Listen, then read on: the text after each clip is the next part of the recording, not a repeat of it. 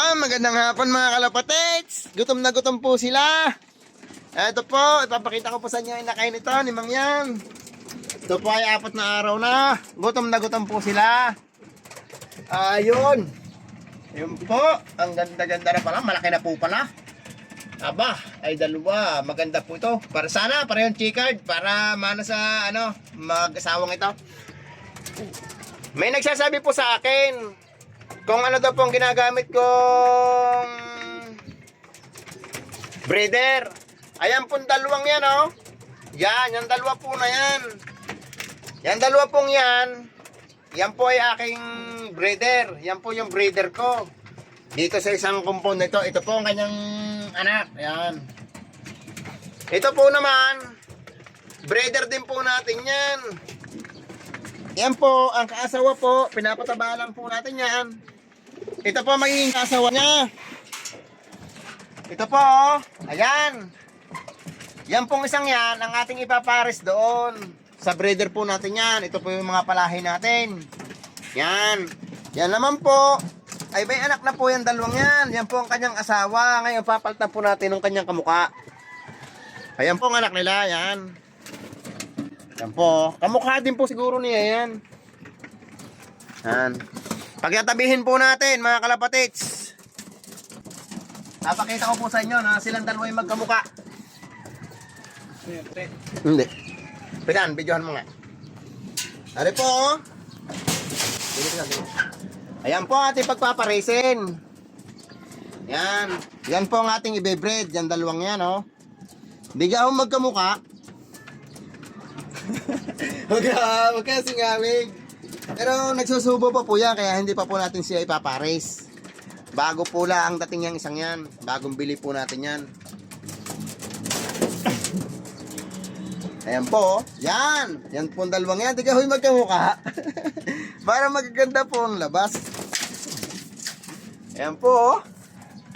Yan. Yan po. Yan po ay malaki din po ang ilong. Ilongin din. Yan. Ipapares po natin yan doon sa isang yon. Para kamukha po. Wala na, sigurado po ang anak natin ganito na ang kulay. Yan. Wala na akong iisipin pa. Nga po pala, pisa na po ito.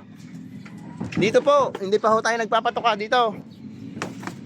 Ito nga po pala, pisa na po ito. Yan. Yun, dalawa po yan. Dalawa na rin po yan. Dito po sa ito sa pula. Ito naman po dalawa, may club ringstar po yan. Meron na po yang singsing ng ating olpa. Na malaki na po yan. Hindi na po niya kayang itago yan. Yan. Ito naman po. Ito po pala yung breeder din natin. Saan nagtatanong? Ito po yung babae. Ito, babae po ito. Yan. Napakahiwaga po ng pagdating niyang kalapatin yan dito sa atin. Ayan. Are po ang breeder kong lalaki. Are po. Pisan, video mo nga ka na rin. At may nagtatanong lang. Are po, ay hindi ko ho alam ang tawag. Pero ito ho ang breeder ko. Ayan. Red eyes din po yan. Ito po lalaki. Lalaki po ito. Yung sa mga nagtatanong po, are po ang aking breeder. Are po yung isa. Tapos yun po yung dalawa po yung nandun sa loob. Ayan po, oh. Ayan. Basta pagkakaalam ko po dito, red eyes. Ayan po. Saka maganda po siya, malaking kalapate. Malaki talaga. Malapit na rin po mapaligaw yan kasi mukhang mabait. Yon, nagpasok na ho yung pinalipad natin, nagpasok na po. Ito nga po pala, yung si Tito Borda. Dito po natin siya pinare sa off color. Yan po. May itlog na din po yan. Dalawa na rin pong itlog. Yan. Po. Malaki-laki din po yung asawa ni Tito Borda. Malaki po yan eh. Malaki din po si Tito Borda. Kaso, titinan po natin kung anong lahi ang lalabas. Dahil magkaiba ho ng kulay. Ito naman po. Yung ina nung ating ina po yan nung ating nung ating blue bar doon na dalawa. Ayan na po ang inahin. Dalawa din po itlog niyan. Yan. Ito po, dalawa din po itlog nito. Ito, irin din po ng aking breeder din po yan. Ayan po. Ang breeder po natin, lahat ay malaki ang ilong. Yan. Ang ginamit ko pong breeder, yan, ganyan kalalaki ang ilong. Yan po. Yan.